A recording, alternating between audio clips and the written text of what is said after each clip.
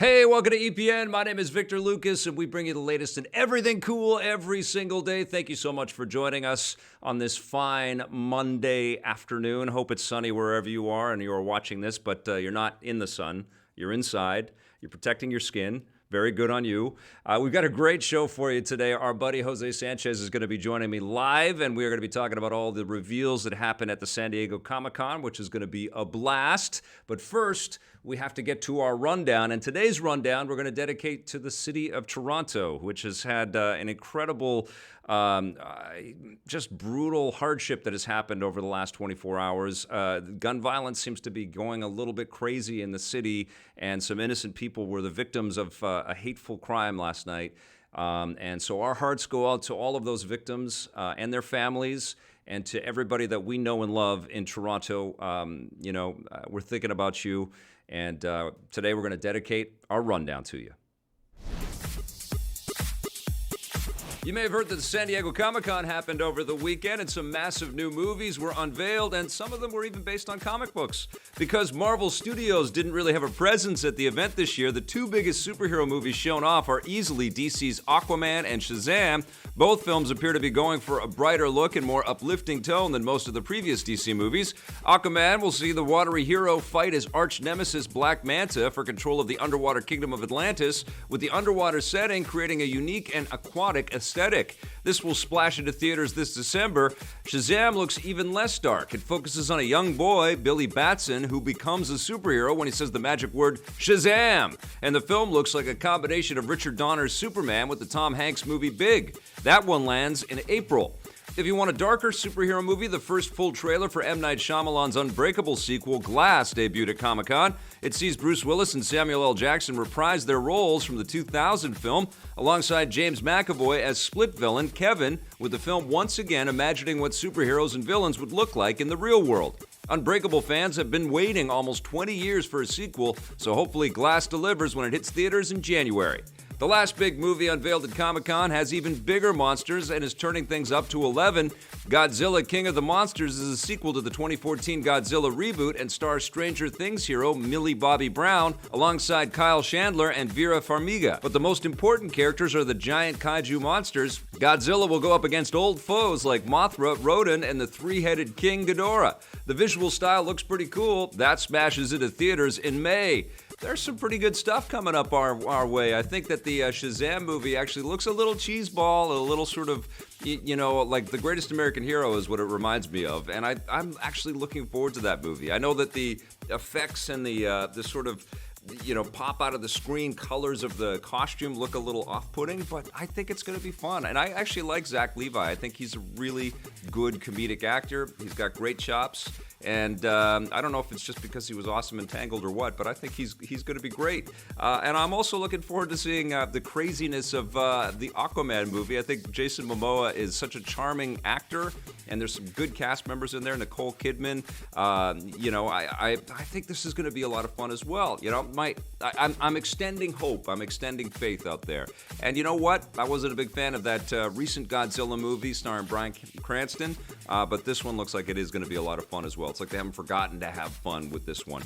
And it wasn't just big movies shown off at Comic-Con. Loads of big TV shows were also unveiled at the event. First up, fans got their first look at the next season of Star Trek Discovery. As expected, it will see the USS Discovery team up with Trek's most famous ship, the USS Enterprise, commanded by Captain Christopher Pike. His first officer, Commander Spock, will also appear, but we're still waiting for a look at him. Discovery has seen a major reshuffling of its behind-the-scenes team, and it looks like the new season won't be quite as dark or militaristic as the first one, but we'll have to wait and see. It premieres in January. Netflix debuted the first full trailer for Disenchantment, a new fantasy series from The Simpsons creator Matt Groening. It lampoons the tropes of the fantasy genre, and because it's on a streaming network, it appears to be a little more crass and violent than a network show like The Simpsons. Comic-Con had a doctor in the house because the BBC unveiled the first full trailer for the new season of Doctor Who, giving fans their first good look at the new Doctor played by Jodie Whittaker. She'll once again join forces with human companions to save the universe, and judging by the trailer, Whittaker seems to capture the heroic yet absent-minded and silly personality of the previous Doctors. The new season arrives this fall. Over in the DC universe, Warner Brothers unveiled Young Justice Outsiders, the third season of the cult animated series. The show was canceled back in 2013, but the studio is reviving it for the new subscription streaming service DC Universe, making it one of several exclusive shows coming to the platform. That launches this fall. Another DC Universe exclusive, Titans, was shown up at Comic-Con earlier in the week. Yes, we're going to have a lot of subscriptions to streaming platforms, which is not a very easy sentence to say. It's very easy to stumble and bumble in there. Yeah, we're going to have Disney, we're going to have CBS, we're going to have DC Universe, Netflix, Amazon. It's going to get nuts, but I think this is the way that cable is moving. I think people are just going to naturally gravitate away from paying a cable service provider and sort of doing their a la carte with their specific vendors that are making shows that are in their wheelhouse. And I think us fans of fantasy and sci-fi and superheroes and stuff like that, we're going to be well serviced by all of these streaming services. And I think television is probably going to evolve into more of a reality TV platform and a place to run, syndicated shows and repeats and old movies and things like that. It's going to be very interesting over the next 10, 20 years, especially if these things are hit and are, big hits. And I believe that the DC Universe one will succeed. I believe that the Disney one will succeed. I think that they're going to bring a tremendous challenge to Netflix. But it's going to be fascinating to watch all of this stuff. But, thumbs up to Greg Berlanti, who has not squandered the opportunity to be the most productive producer in the history of Hollywood, I think. I don't know how many shows that guy's got his name on, but it's incredible. I mean, he's literally going to the comic store and saying, yeah, I'll take that one, that one, that one, that one, that. He's just making shows out of every issue on the racks, which is just crazy. Looking forward to all the new stuff that's coming up from him. Looking forward to to Jodie Whittaker and the Doctor Who shoes. I think that's going to be fun. I want to see who this new Spock is. I actually enjoyed the first season of Discovery. Blake is shaking his head at me right now, but I thought it was pretty fun. We've got good entertainment headed our way, people. And one big piece of news that broke over the weekend is slaying everything else. A reboot of Buffy the Vampire Slayer is in the works. Fox has begun developing a new take on the classic series with creator Joss Whedon and writer Monica Owusu-Breen overseeing the project, which will focus on a new version of Buffy as she does, what else, slay vampires. No casting details have been announced, and it's unclear how long the new Buffy series will take before it hits the airwaves. This is cool news as well. I think a reimagining of Buffy, it's about time. I think it's the series that really put Joss Whedon on the map, and I think he's probably been doing a lot of reflecting since a lot of, his life has been an upheaval. And I think he's probably trying to reboot a little bit here, and if they do something successful with Buffy, which has proven to be a franchise that can exist outside of the movies and outside of television, it's been in comic books, and people still clamor for new content in this universe. I think this is going to be really cool. Joss is incredibly talented as a creator. And, I think he's also done a pretty good job at bringing us lots of strong female leads over the years, and I expect nothing less of this new Buffy the Vampire Slayer. Now, a lot of people aren't happy with Disney and Marvel's decision to fire Guardians of the Galaxy director James Gunn.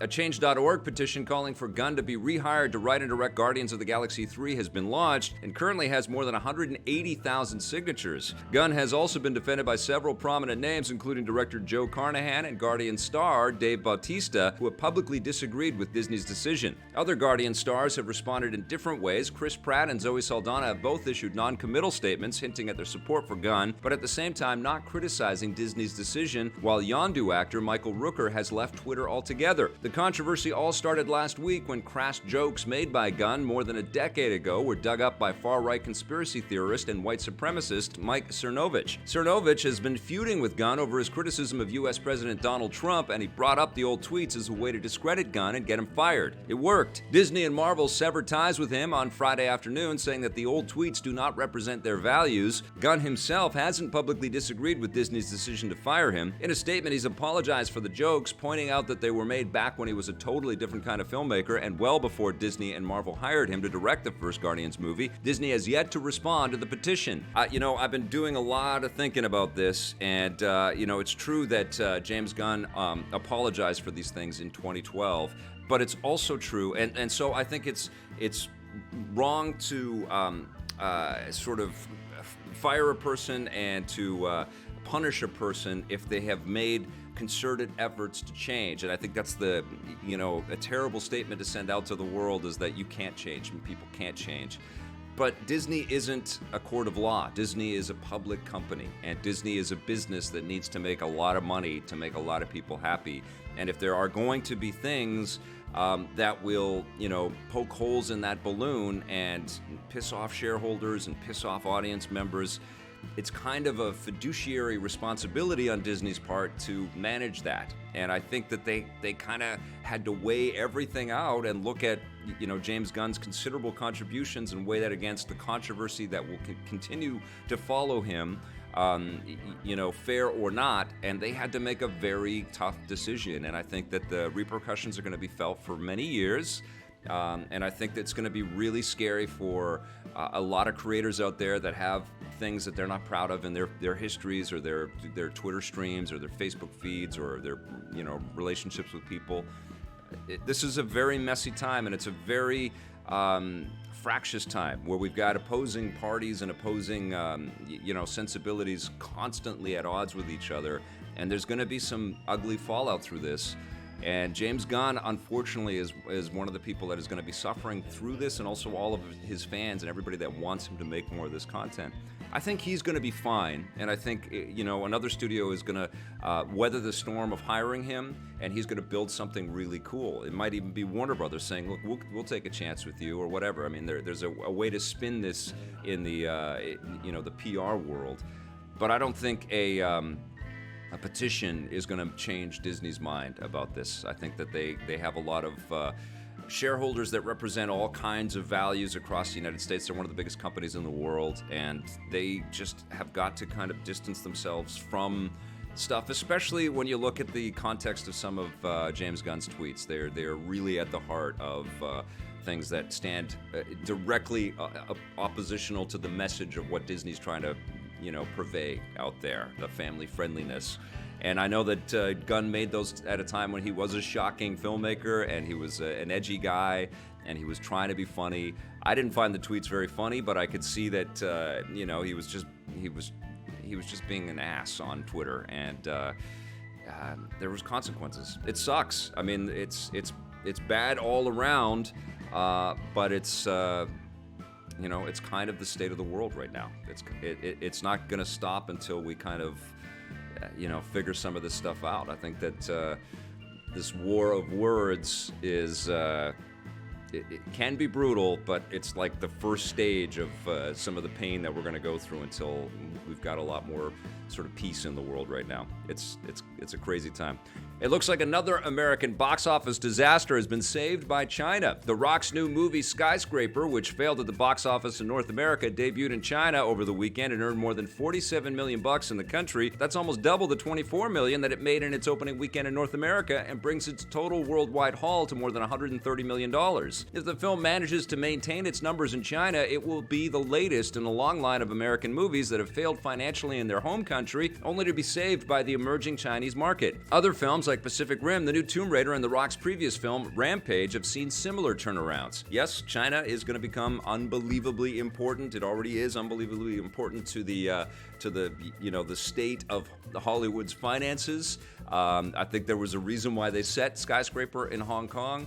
And it wasn't a terrible movie. It was just a mediocre movie. It was one that you could kind of call. But The Rock is fun, and some of the stunts are fun, and some of the visual effects are fun. And, I saw The Rock tweeting about this and celebrating it. I would like to see The Rock celebrate his work in a movie that, doesn't have any doubters, that doesn't have, is undeniably fantastic. The Rock deserves that, and hopefully that movie is coming soon.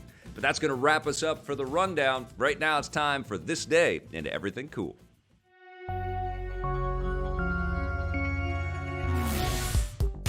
Welcome to This Day at Everything Cool for July 23rd. On this day in 1985, home computing got a whole lot better. The computer company Commodore released the Commodore Amiga, one of the first personal computers to feature a Windows-based graphical user interface. Commodore had already seen success a few years earlier with the Commodore 64, which allowed for business-style computing and word processing as well as games, and the Amiga was even more powerful and could support multitasking, full-color graphics, and stereo sound. It was also much less expensive than similar machines. For example, the first Macintosh computer cost $2,500, while the Amiga had an introductory price of just $1,200. This made it a commercial success and helped make user-friendly home computing more accessible to the masses. Unfortunately, Commodore failed to keep up with the competition from rival computer companies, and the rise of Microsoft's Windows operating system in particular saw Commodore's market share get smaller and smaller. They closed their doors in 1994.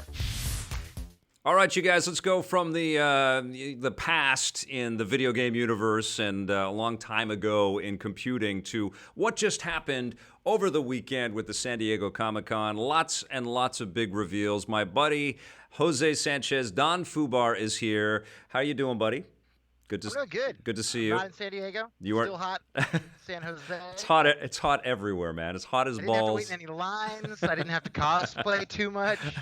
It's hot everywhere, and there were some great trailers that were, put out there into the world. And I thought that this would be. You and I we are veterans. We've been to many a Comic-Con, and we have seen many a trailer, and we've talked to many people at these things. But generally, what happens when we go is we don't get into Hall H.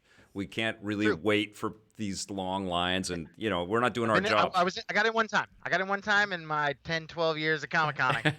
I've done the offshoot rooms where I've interviewed people, but I've actually never seen a lot of this stuff. Most of the time, I'm actually seeing a trailer on my phone or somebody else's phone as I'm walking from one appointment to another at Comic-Con. So it was kind of nice to sit back and just let all of this content wash over us. Let's talk about the biggies. I think arguably the two biggest at Comic-Con this year were Aquaman and Shazam. Yeah? Aquaman and Shazam. And Shazam, yeah. Aquaman and Shazam. You pronounce it however you want. What did you think of those two? I still have high hopes for Shazam. It's more of a comedic, like it's the Ant-Man of the DC universe. Yeah. I feel like it's going to have that quirkiness that you don't see in a lot of the Marvel stuff. Maybe a little Guardians, but a little Spider-Man. But I feel like that's going to be the one that it's going to shock a lot of people because they don't give away too much in the trailer. I feel like the Aquaman trailer, it's a lot. It's just like, his growing into this character, and he was this kid. Now he's saving his adopted brother, who's a cripple, and now he's got these superpowers, and the people are picking on him at the aquarium, and now he's just like, don't piss off the sharks. I actually, the Aquaman one, I mean, they have to do that with Aquaman, though, because they have to sell the whole thing with him. He wasn't even in the water in Justice League, Like, we haven't really seen the guy be Aquaman yet. They have to sell the whole thing, and most people out there know the character. He's famous. He's been around forever, and they know he talks to fish. But how do you not turn that into a joke? And I think they're doing a pretty good job at giving us the backstory. And it's such a shame that we didn't get these things in a different order. Like we didn't get the Momoa Aquaman. He's the lead in his own movie thing before Justice League, right? Yeah, I mean, again, DC's got that Marvel catching up to do. Yeah. Marvel had the chance to introduce all these characters before they brought them all together, and DC was like, "We got Superman, we got Batman. Here's everyone." It does seem to be a little. You can pick up the air of desperation a little bit. As much as these things look like they're going to be fun, it does feel like we're good too. Come on, pay attention. We're going to entertain you. We promise. And I have faith. I hope that they both will be good. I love Zachary Levi. I think he's an untapped talent. I think he was awesome dude. He's a really cool guy and a good choice for this role. And it makes me feel like I think Blake said it right in the script for the rundown today. It's like a mix of Ant-Man or something and Big. Like the Tom Hanks movie or a Freaky Friday or something like that. I think that they could have a nice family-friendly, fun superhero movie there. I think so. Yeah. I mean, it depends on how dark Zach Levi gets. Yeah, sure. Well, he's like, I'm bulletproof. You're dead. I thought that was really good. Speaking of dark superheroes, what did you think of the Titans reveal? Oh man, I mean, that's one of the most talked about online trailers that I saw. And I'm like, wait, what does Robin say? How many? What's he say? How many times have you seen that GIF or the picture of Batman slapping Robin from the old 50? Like, isn't every second tweet that Don't picture? you say that, Robin? Don't you say that, Robin? But I'll tell you something. As offensive as that was, it got a lot of attention. It worked. Everybody's But been talking about Titans, right? yeah, I mean, it's the stupidest little thing. Yeah. It's like, because you don't have to put that in a trailer. It's not going to be on TV. It's going to be like, wait, what happened? How dark is Rob? Like, Robin's cool? We Is he on the cool list now? he, Can we move him? he says fuck Batman, and then he goes and kills people right after that too. It's like, wow. Massacres people. Yeah. He massacres people. Yeah, they're going super dark with that. I still want to see it. I mean, they've got a nice collection of. I was there in the '80s reading the George Perez, Marv Wolfman comics. I still have Titans #1, and I loved that shakeup. You know, I was a teenager in the throes of reading this teenager smash hit comic. So I'm excited to see if they pull this all together. And those comics were edgy at the time, so it feels, somewhat appropriate, but of course they can push the boundaries because it's all going to be a streaming thing. I want to talk about there is just a flood of Greg Berlanti shows. We've heard that Batwoman is coming to Arrow, and there's going to be a new Batwoman show, and there was another one as well. But in terms of Comic-Con reveals, we got new trailers for Arrow, where it looks like Sarah. Arrow is dark again, and Stephen Amell has picked up the bow away from Diggle, and looks like he's in prison and he's done some bad things. Supergirl, it looks like they're escalating in that show as well, and it feels like The world is collapsing around them. yeah. There's huge earthquakes and stuff. I like the scale and the size of Supergirl. Like, they've been able to get it a little bit bigger, learn how to sort of stretch their effects a little bit more. They put Jimmy Olsen in a super suit, like Martian Manhunter. Like, there's just been the escalation of what they can do with Supergirl has been impressive. And now Supergirl, I don't know if you caught the trailer, but at the end she's got this badass new Super suit? Yeah. And I'm psyched. I want that. Yeah, I want to see what happens. That super suit. I want the action figure of that. I think that'd be great. Legends of Tomorrow looks like everybody smoked pot to make this season. That's the Cheech and Chong version of the DC universe. They're set in the '60s. Hi, Lala. Love you. I don't know what is that thing. What is that big blue thing? It's like a creepy Care Bear. I don't know. Yes. Well, Like a Care Bear mingled with a Teletubby, and they have this fluffy baby that loves things. do you watch the Legends of Tomorrow show? Have you caught No. any? I do. And I don't smoke. I don't smoke weed anymore, Vic. oh, you I need to be stopped? really high. Okay. Well, that's what I love about Legends. It's not that I smoke weed and watch Legends. Don't start that rumor. But what I love about Legends of Tomorrow is that they can be as insane as they want to be, and they can mix and match those characters however they want, and they can drop in whoever. Like Constantine's going to be a part of this new season. Whatever that big fluffy blue thing. I'm sure chat's telling us all about it right now. But it looks like it's going to be a lot of fun. I'm like super psyched about that, and definitely super psyched about meeting the Flash. Has got a kid now who's come from Flash the has got a future kid. which is great. Future kids. I'm like, spoiler alert. He's like, whoa, I didn't know this relationship was going to work out as well as it did. Are you? Looks like we got a child. You Looks must. like we got a kid. You must watch some of these. Do you watch any of the? Do you watch Flash? I think Flash is the No, man, best I don't really watch that much TV anymore, Vic. because you're streaming all the time.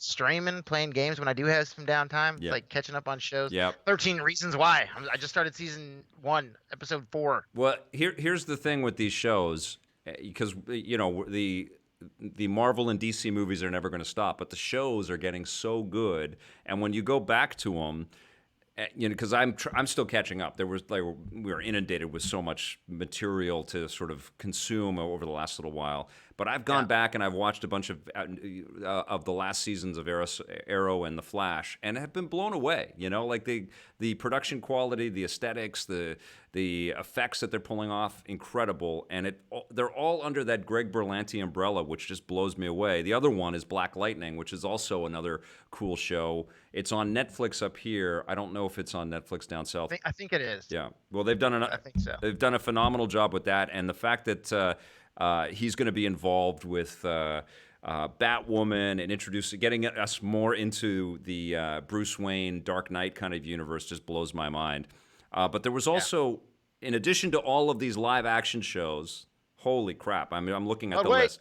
There's more. There's more. There's also a bunch of animated stuff out there that's coming. We talked about Clone Wars, which is a big deal. Surprise. That was a nice surprise. All about the bringing people to the streaming service, the new Disney streaming service. But Young Justice is one of the most popular animated shows for superhero fans, and it's brought back now as Young Justice Outsiders. And this looks like the animated version of Legends of Tomorrow. It's got everybody in it. I saw Metamorpho in there. I saw Lobo in there.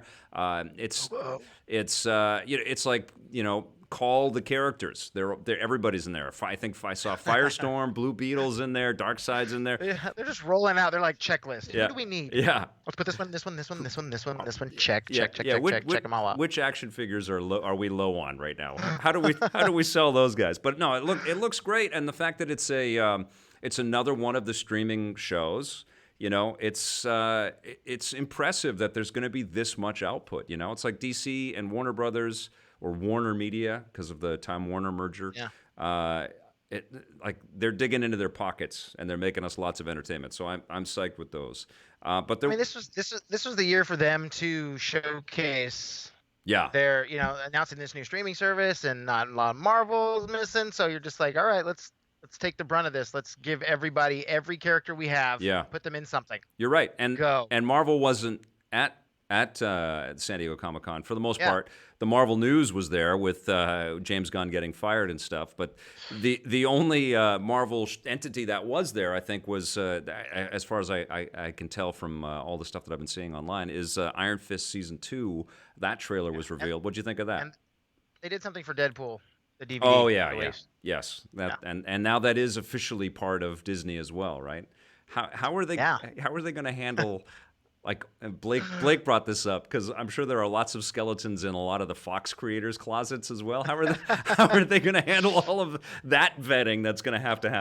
Everybody's so DC had a great showing, right? DC, right? DC. They're going to have to hire like a whole other company to go through the tweets of everybody that they've brought into their company now. But what did you think of the Iron Fist Season 2? Did you catch Iron Fist Season 1? I didn't. Wow. No. Okay. I told you, man. I don't. I got the wrong guest on the show today, I guess is what I'm away from the pulse. I see the trailers for all this stuff, and I'm like, that looks so cool. I can't wait to check that out. But I feel like the same thing for me. It's like, I'm a Superman mark. Like, Superman is my dude. Yeah. I didn't watch Smallville until like season 5. Oh, wow. Okay. And then I got all the DVDs back when, remember DVDs? There were this disc format that had you know what? all the content on it. People don't give Smallville credit, but they kind of opened the door to all of this. They made it legitimate. That show lasted for 10 years. And it was good. It was a good superhero show without really showing the superhero. And then all bets have been off since that show left. And it is a superhero show on no matter what night of the week you pick right now. But Iron Fist, not so good in the first season. I'm still struggling to get through that first season because the second season is looking a little bit better. And he had a pretty good cameo in Luke Cage Season 2. So my fingers are crossed that Luke Cage Season 2 is going to be good. Let's get back to some of the movies now. You have seen Unbreakable. You have seen Split. Yep. What'd you think of Glass? The trailer. I'm in. Yeah. I'm in. Yeah. Just the tease at the end of Split. I was like, yeah. I was with my girlfriend. She's like, what? What's happening? Yeah. I'm like, you don't understand. You don't get it. I guess we have to do a tiny spoiler alert here, but by now everybody should know that Split and Unbreakable are, spoiler alert, part of the same universe, and Glass is the third part of now a trilogy. If you look at the posters for them, there's this glass break in both that's very similar. Wonderful. Puts together. That's very cool. Yeah, and talk about, like, these are amazing actors that they're putting on screen together, right? Yeah, I'm very fired up. And this might be M. Night. McAvoy looks like he's on the Marvel diet. Like, I know he's Professor X, but he's just like,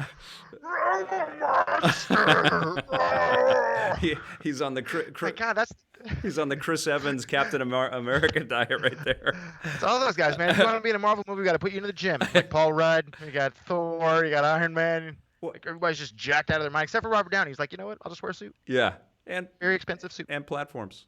And you know what, the Arrow guys and the Flash people, they're all like that too, man. Like, they're all hardcore on social media, just doing their workouts together all the time. They're not people that get these superhero roles. Like, you see Zachary Levi, they are not kidding around. You know, Huh.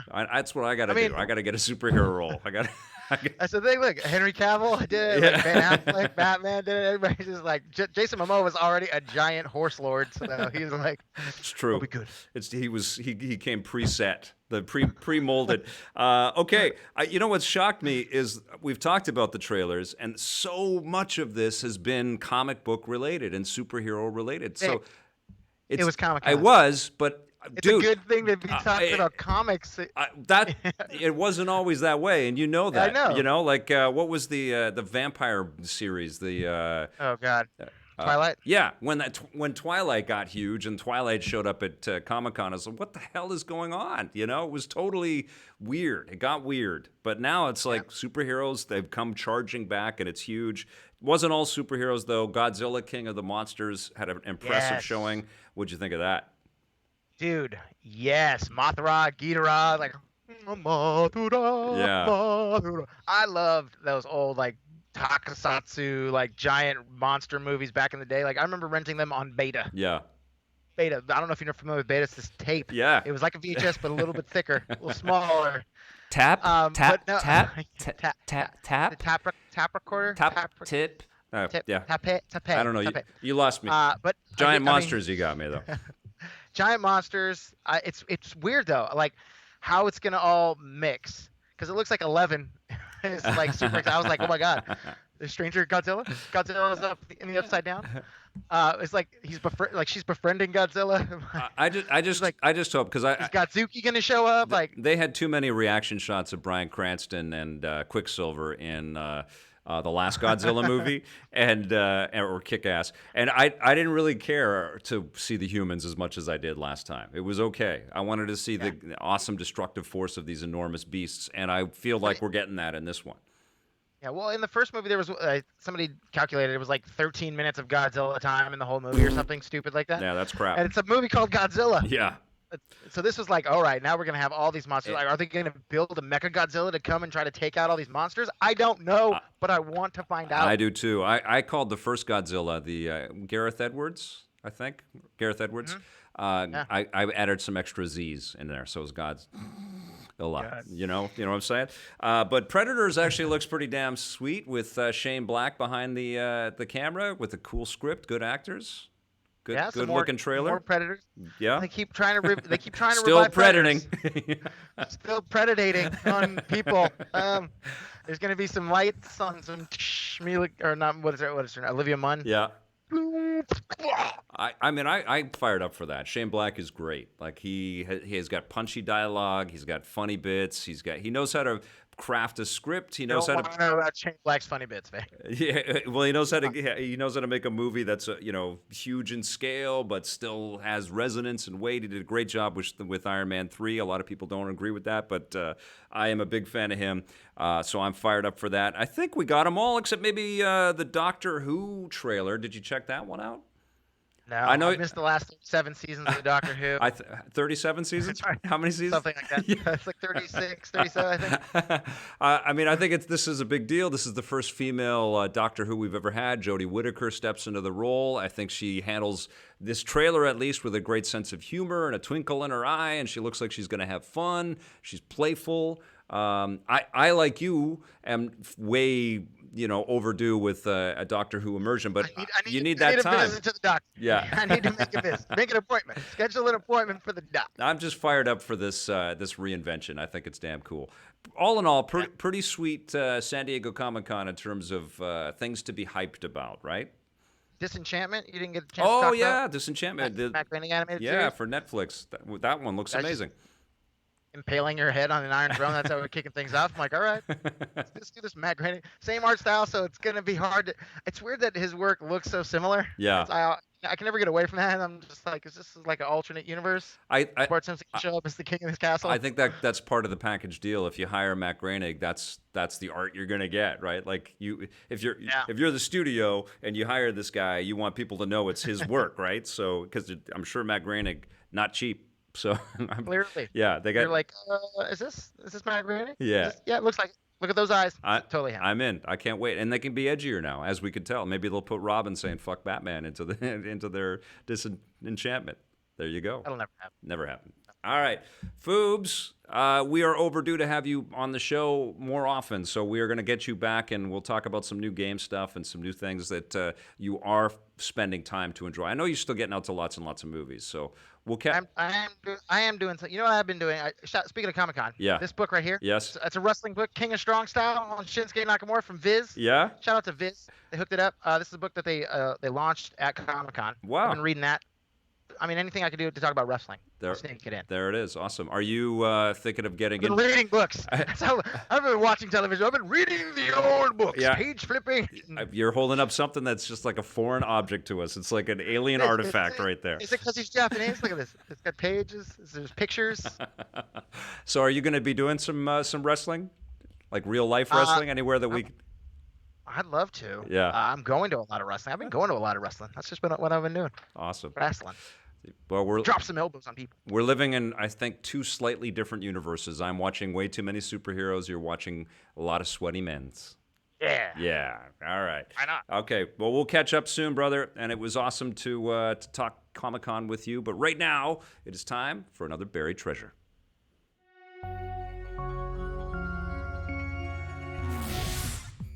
One of the old classic shoot-'em-up games in the arcades was Space Invaders, and in 2009, Space Invaders Infinity Gene came to the iPhone, and it blew my frickin' mind. It kind of turned the whole Space Invaders core design on its ear and added a bunch of electronic music to it, so it was incredibly funky and incredibly cool. The Space Invader creatures would get bigger, and they'd come in from all kinds of angles, and they would dive at you like a Galaxian ship.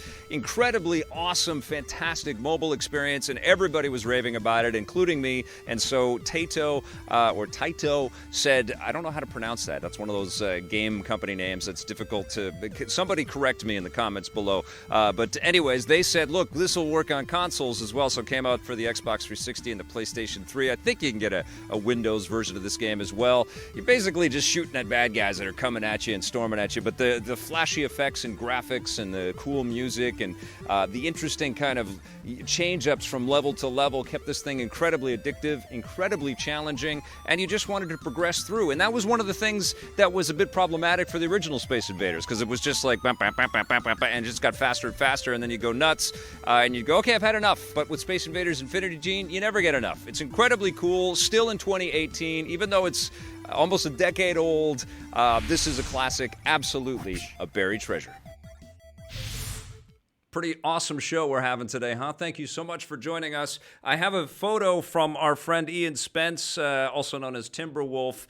He's got the EPN Play Forever mug, and I don't know if I showed this the other day, but I just think it's an amazing picture. It's like we're at his house, and he's just drinking a coffee. He's about to go, what are we going to do today? What game are we going to play today, right? It's perfect. I love it. And in his tweet, he says, still waiting for his T-shirt. I don't know if the shirt has come. But thank you, everybody, for showing up today and for being in the chat. We've been sort of bang, bang, bang on a lot of material here. Fred Wicks says, hi, great coverage.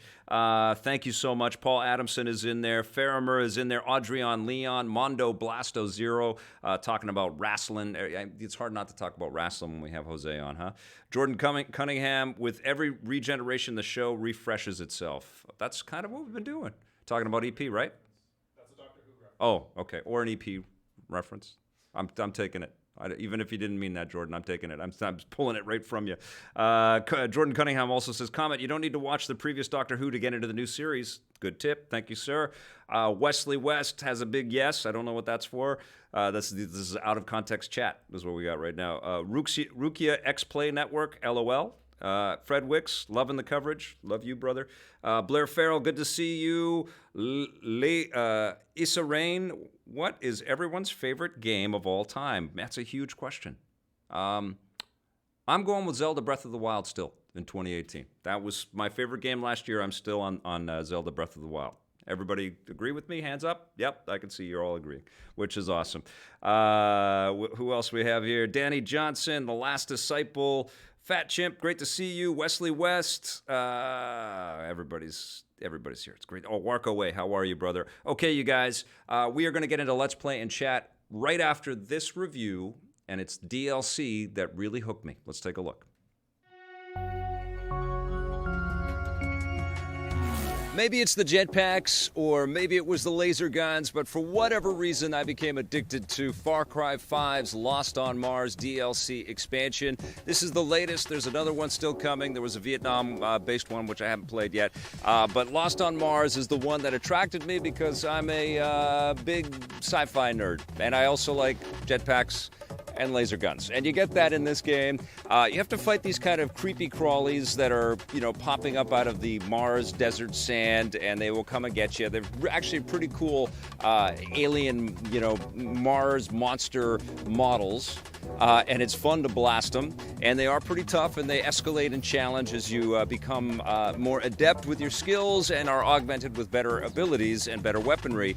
You play as Nick Rye, who is the pilot from the Far Cry 5 main game, and you and your buddy Herc get trapped on Mars. Herc is basically ripped apart. His body parts are scattered all across this crater that you get to explore, this really massive Mars crater, and you have to find his body parts and put them back together again, and all the while he is just, spewing a whole bunch of nonsense that will make you chuckle.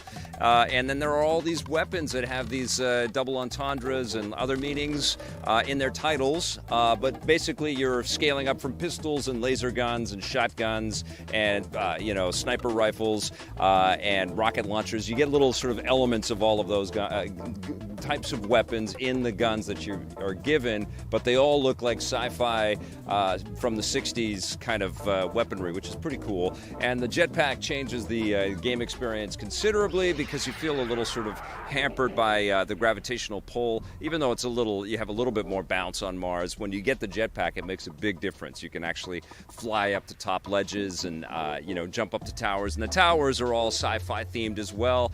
I liked the 1960s kind of future look that they had for the visuals in here. It was a little it reminded me of Space 1999 or something like that, or the J.J. Abrams first crack at Star Trek or something. There was like this retro future thing, which I dug. And it has a kind of a Mars Attacks zaniness all the way through this thing. I like blasting at the bad guys, which are for the most part giant spiders. And some of them are tougher, and then you fight queens who kind of manage a bunch of areas where there's, nests of eggs. You also get into this weird situation where you breathe in all of this Mars dust. You get kind of high in this game, and then you're off where they transport you back to a screwed up version of the Montana that you played in Far Cry 5, and you'll fight some of the bad guys that you saw in Montana as well, just to mix it up. For the most part, though, this is another Mars game that has the challenge of making Mars look interesting when it's all just red dirt and dust and rocks, and it's a lot of that. And then every once in a while you see spacecraft debris, or one of the towers has fallen or something like that.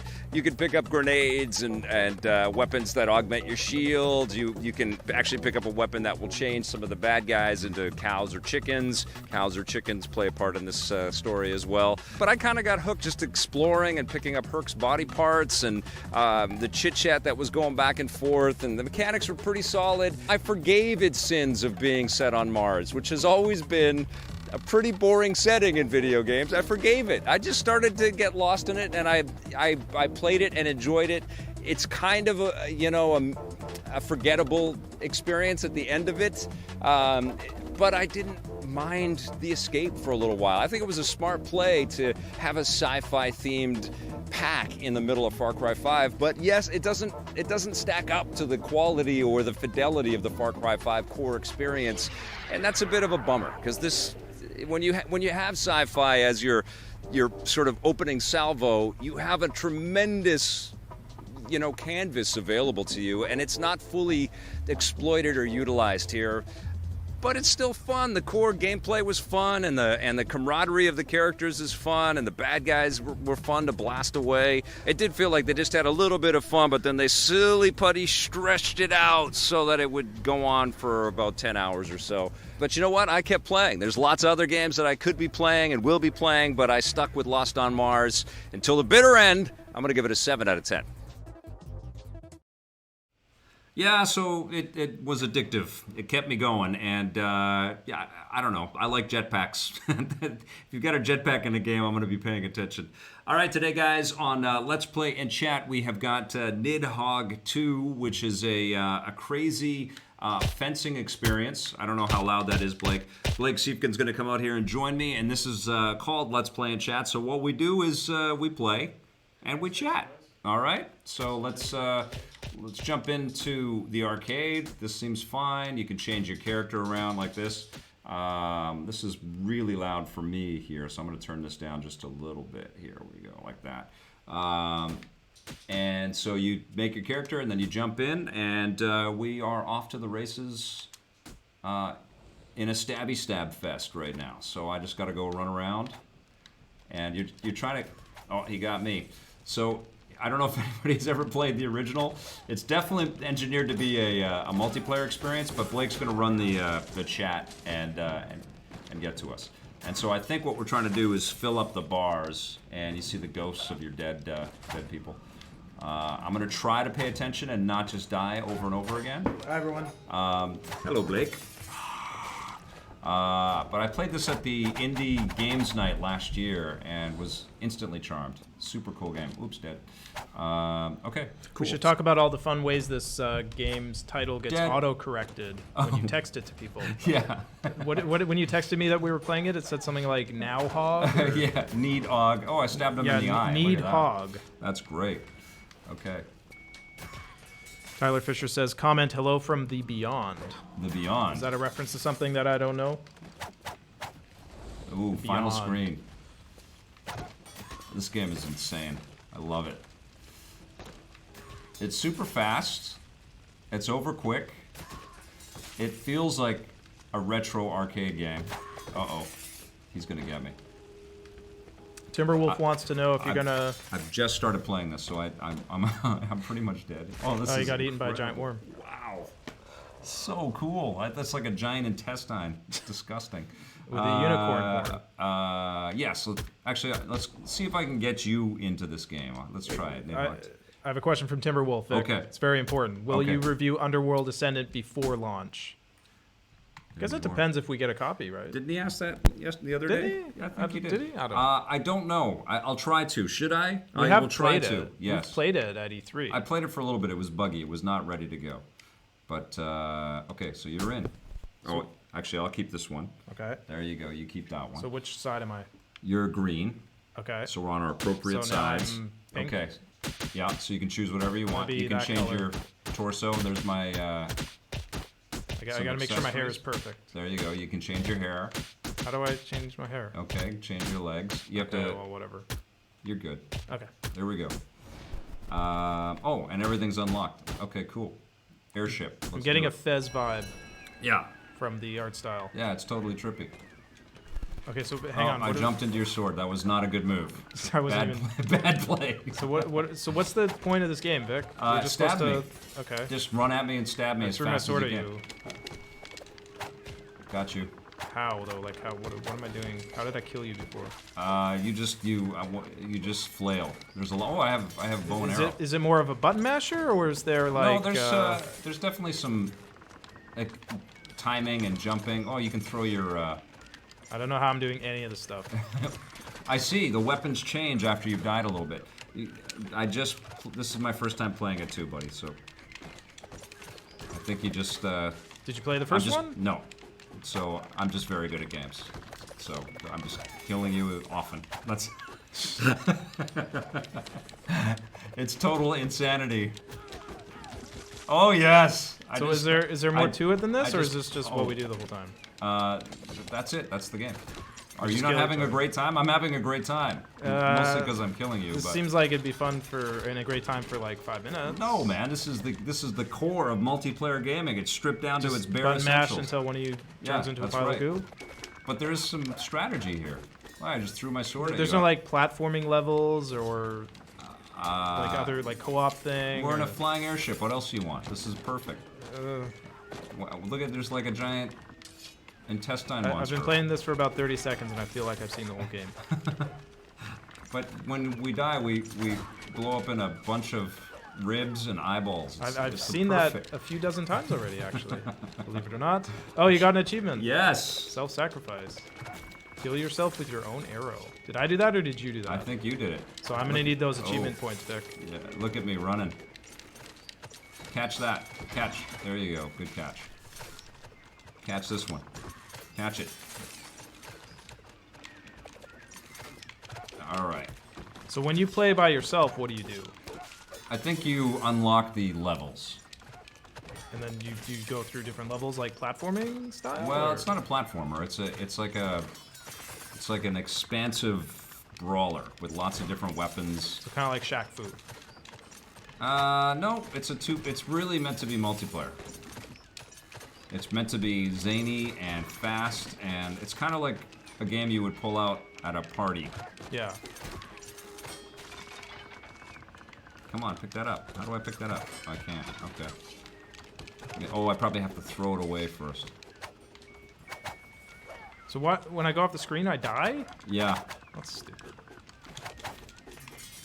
There we go. There. Maybe you should die because you're going off my screen. Did you die? I don't know if you did.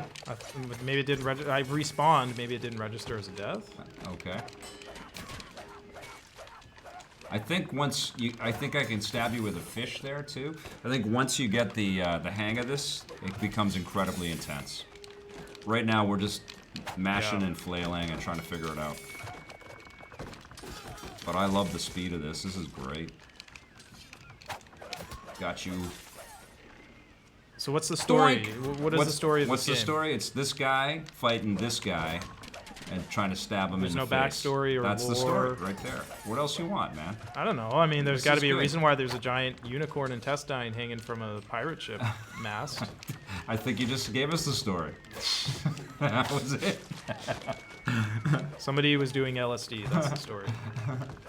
Well, there was a Nidhogg 1. Apparently it did very well. Okay. And now there's a Nidhogg 2. And it's out. And I just turned you into So a ghost. Yeah, I can see that. Yes. I just stabbed you in the So eye. how come those pirate ships behind us are flying, but ours We're is flying, like no, we're on the too. water. No, we're flying. Are you sure? Yeah, Because we're I see flying. water in the horizon there. No, those are clouds. So now what is this? We're inside. So how did we get in here? Oh, look at that. You See, this is went what I into the want. I grinder. want to see different. You know, I don't just want to stand there on the Oh, same I see. area. You thought we were just in the ship the whole time? Yeah, like, No, what, no, is there at more the- to it than this? Or? Oh, I just died. At the edge of every area, you can go into a new part of So the is that game. determinant on whether or not we both go in there? I don't know. I don't know. Oh. So we must Disgusting be like background. whalers for these. I just stabbed you in the balls. I'm assuming we're some kind of whaler, but instead of whales, there are these giant intestine monsters. Final screen. Look at this. Maybe it goes to the screens like the more you die. Ooh. This is great. I love games like this. This is like Joust. Oh, yes! I shivved you. Come on. It's so nuts. I just wish I knew the controls. Is there a tutorial or anything? Yeah, me. You just fight me and I train you. Like I'm just button mashing, so I'm not really like I don't know how I'm doing what I'm doing. You know? I think that's the game, man. It's really. No, there's gotta be. There's gotta be, like- curb stomped you. This is so gross. There's got to be a way to know how you're doing the things you're doing. Well, can't you feel the flow? Not really. No. Ah! But I won. Okay. Oh, I guess part of the battle and part of the fight. Okay, so I'm gonna play one player again, and you can ask a few more Daniel C questions. is saying this is Okay. the longest Nidhogg match I've ever seen, so I guess we're not playing right. We're learning it. We're learning it. Okay, I'm gonna We're taking too long to kill each other. Okay. Oh, I have to use that control. Oh. That's the player one. Okay. So let's see if I can get anywhere with the single player now that we've played a couple. Okay. Okay, Fat Chimp is saying if you kill the person, you should run towards their direction. Okay. And if you die, you have to defend. Okay. I don't know what that means. There is no tutorial that explains all this? It's pretty simple gameplay. That guy got me. I think we're trying to keep each other away from each other's territory. Okay. See? And the he keeps getting me. The bar up on top keeps filling up. Who are you? Are you the orange guy? No. So now you got to keep moving. Yeah. Okay. See, it's like a tug of war. Oh, Jesus. Okay. It's So like it a would be tug of helpful war. if I had known that. Yeah.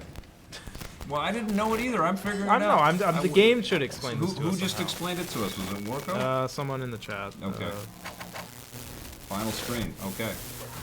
Got you. The game didn't really do much to convey that. I think this is part of the game, though. Is stabbed in the back. Oh, man. And so if you get to the end, stab. It really is like try to. There we are. You try to take territory. Okay, run. A fat chimp is the one who told us that. Thank you, Fat Chimp. Run! Oh, I jumped off the wall into the sword. Oh, man. Warco A says there is a backstory. It's a commentary about the socio-economic issues that led to the fall of the Holy Roman Empire and modern-day parallels. That's what I thought. I was going to say that. I didn't want to get boring, though. Which Roman Empire? There's, I guess, the Holy Roman. Okay, go, go, go, go, run! Run for your life! Oh, my goodness! Run! Oh. I can't wait for Nidhogg the movie. It's going to be amazing. Okay, we'll play one more game, and I think that's pretty rad. Yeah, I mean, I'm not saying it's a bad game. It's just like, okay, I played it for 5 minutes, and now it's like, okay, I get it. No, Unless there's more to the controls. We know, Cranky Puss. We know how you feel about it. Like if it's a button masher, but there has to be like, you have to be able to learn the combos and the timing. No, and of course, there's timing. Of course. Yeah. So that's you can feel. You can feel the vibe. See, I'm not a big fighting game guy, so it doesn't. That's not as apparent to me, you know. There would be no Nidhogg 2 if that wasn't part of the case. Because Nidhogg 1, it was like stick character. I like the aesthetic. It's really cool looking. Yeah, it's funny as hell. It's like a Mad Magazine game. And I like that they're not red to try to get around the violence of it. Yeah. Oh. Danny Johnson says this game is a time killer. Yeah. Yeah, that makes sense. I'm curious if people in the chat have been playing this game, or they have it, or what their thoughts are on it. Daniel C is saying up and down determine the height of your sword. Okay. Because I guess you can do like a. Okay. I'm taking it back. Oh, that's so good. Oh man, I love it. Oh. Yeah, you can feel the push-pull, man. It's great. Okay, I'm seeing the arrow now in the top left and right there. Yeah. Okay. Yeah, that makes sense. Okay, if I can. I'm assuming you unlock more stuff to put on your character, like Yeah, different probably. hair and clothing options, because he Right has a in the lot more head. cool stuff than you do. Who does? The guy you're fighting, the blue guy. No, I am the blue guy. I thought you were the orange guy. No, I'm blue. Oh, okay. Here we go. Oh no! Shit. Faramer, have we checked out Final Space on Netflix? I don't know what that is. No. What is Final Space, Faramer? Tell us. I'm only just watching Luke Cage. It's the summertime, so I'm not watching Netflix as much. Right. You're outside. Yeah, I'm being lazy and not playing and watching as many things.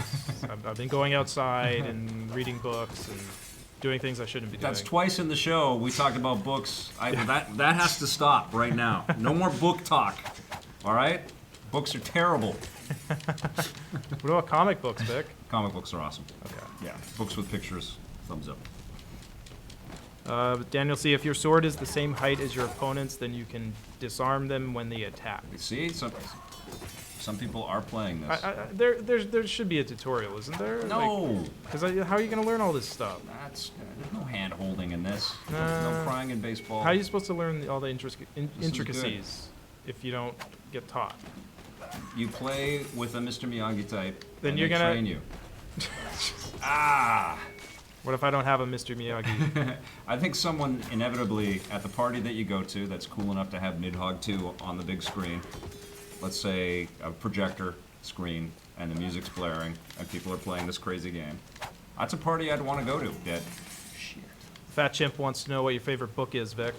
I love The Unbearable Lightness of Being. That was a great book. They didn't specify. William William Golding, I think. Yeah, And they the world didn't according specify fiction or nonfiction. the world according to Garp was excellent too. It's been a long time since I've read a novel, though. Many, many years. Final screen. Oh, I'm alive. I did that on purpose. Oh, I just tried to stab him with my face. Not good. There we go. Oh. Okay, I'm running. Paul Adamson says, "Stab on, stab off." Stab on, stab off. I feel like sometimes we forget just how good Cobra Kai was. That was show. an incredible show. The show is so good. There was actually a YouTube trailer. We didn't talk about it. It's their next original. Oh yeah? And now I'm excited. Yeah, I think it's called Origin. Okay. Sounds interesting. But now I'm excited because YouTube's got all the money, and they're actually spending the money.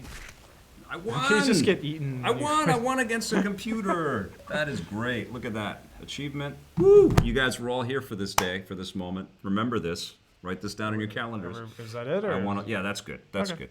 I'm getting all sweaty and hot. Talked about going outside. It'd be great. But that is a blast. I'm definitely going to play a little bit more of this, and I am going to. I think there's some online play in this. I think so. It seems like a great game if this is the type of game you like. Yeah, I'm really digging this thing. Okay, bye everyone. But that's it for the show today. And just a quick little announcement. We are taking a couple of days break this week. Back tomorrow with a fresh rundown. There might be a little bit more review content coming your way too. But I'm going camping with my family. So we're going to be taking a little bit of a breather. Blake's also going to an event, and he's going to go get us some new interviews and some new footage on something very cool. I don't even know if we can talk about it. But we'll be back next week full strong with all kinds of new content for you. And there's still lots of good stuff coming this week. And we'll have a classic episode of EP for you on the weekend. But we will see you tomorrow with a brand new show. Don't forget that we've got lots of other content on the channel for you to check out. And if you dig what we do, don't forget to hit subscribe, that little bell. And if you're so inclined, hit that sponsor button too. Thanks for watching, everybody. Play forever.